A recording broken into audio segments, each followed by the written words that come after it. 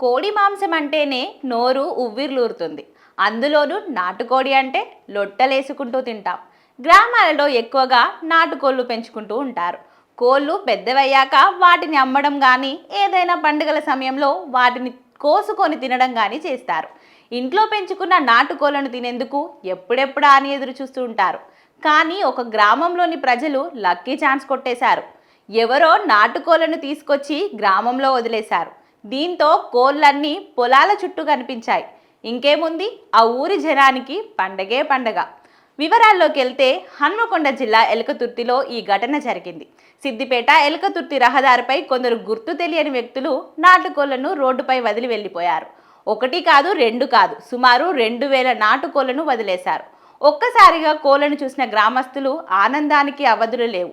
ఈ విషయం ఆ నోట ఈ నోట పాకడంతో గ్రామస్తులంతా చేరి కోళ్లను పట్టుకున్నారు.